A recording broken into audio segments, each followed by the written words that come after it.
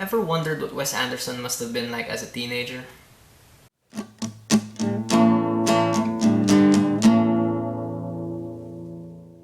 Me and Earl and the Dying Girl is directed by Alfonso Gomez-Rejon, written by Jesse Andrews. It's based on his own book of the same title and stars Thomas Mann, Olivia Cooke, and R.J. Seiler. And Me and Earl and the Dying Girl is about this kid, Greg, played by Thomas Mann, who is a senior in high school and he doesn't have any friends really. He just kind of coasts along. He doesn't really interact with people. He only interacts with people when he feels like he needs them to kind of survive the day. And one day his mom informs him that his former childhood friend and his schoolmate Rachel is diagnosed with leukemia, and she pretty much forces him to hang out with her even if he doesn't want to do it.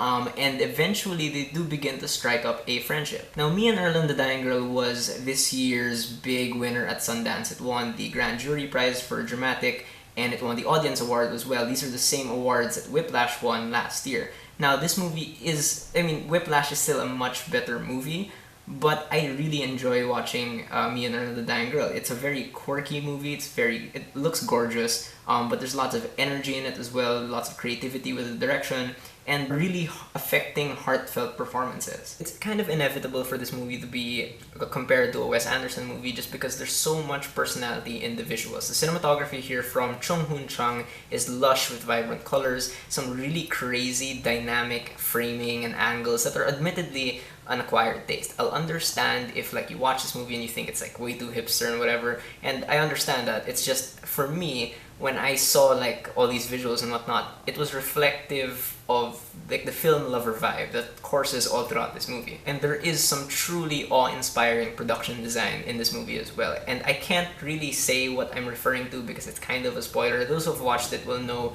I'm kind of referring to the ending. But the best way I can describe it is think of Wes Anderson, but really, really intimate. And a big part of this movie that I didn't mention is that Greg, when he hangs out with his supposed co-worker Earl, played by R.J. Seiler, they make these fake movies. Well, not really fake movies, but they parody classic movies by changing the title into something stupider, and then they make this weird farce movie based on that title. And we get to see quite a few of those fake movies all throughout the movie, and they're really, really interestingly designed. They really do look DIY. And there's this running joke as well throughout the movie whenever Greg bumps into Madison, who's his high school crush played by Catherine C. Hughes. And whenever he meets her, there's this thing that happens that's presented in funny stop-motion animation. It's just really interesting to see that. Me and Earl and the Dying Girl also has an awesome soundtrack that could very easily be described as hipster, but there are enough references to movies as well in that soundtrack for it to make it unique. Especially, well, not especially, but there's this one track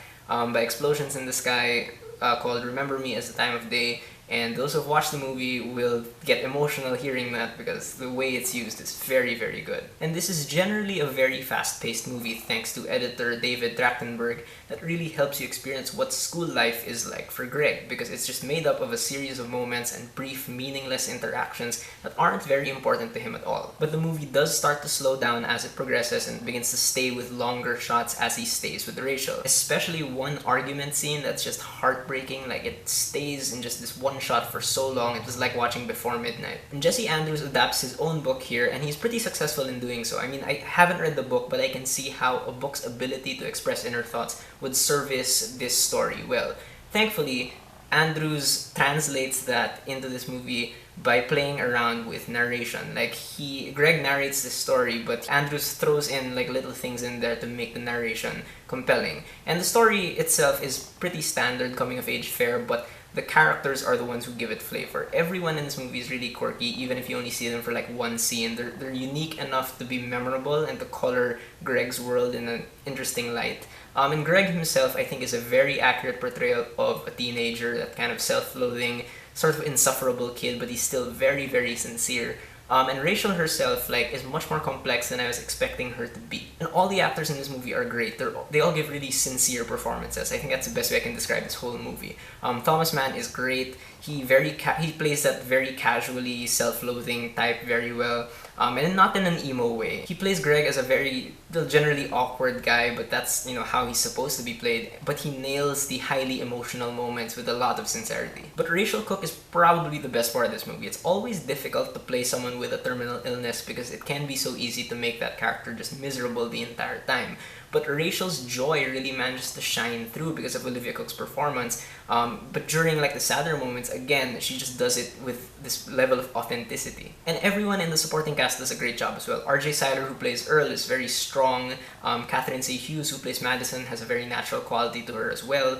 Nick Offerman is in this movie. Connie Britton. John Bernthal, very surprisingly, has moments of vulnerability that will really hit you. And what I love about Alfonso Gomez-Rejon's direction here is that he clearly loves movies, and you can really tell with the way he keeps trying out new things with every scene, but not in a random, chaotic way. Like it always feels like he's looking for the best way to approach a scene, but he's just always thinking out of the box. And it's kind of difficult for me to figure out how this movie seems to just be charming despite its tropes. Like, it manages to either sidestep these tropes or just fully embrace the tropes to make them seem charming and sincere. Gomez-Rejon's direction never settles for melodrama and gives every little moment just like a tiny quirk, again, just to make it memorable. And I have to commend him for his, not really the final scene, but like the scene which is like the emotional climax of the story. It's so well done, and I don't think it's melodramatic at all. My only issue with the movie is that the first half is kind of a love it or hate it experience. It doesn't quite settle into the heart of the story just yet, so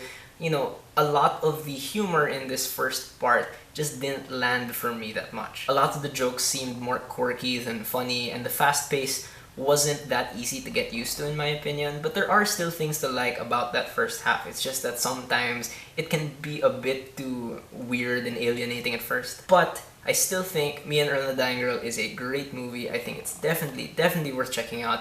It has such an original voice to it that is way more authentic than other YA adaptation stuff that's out there. Alright, so those are my thoughts on Me and Earl and the Dying Girl. Have you guys seen it? What do you think about it? Whether you agree with me or not, please leave me a comment. Let's have a conversation.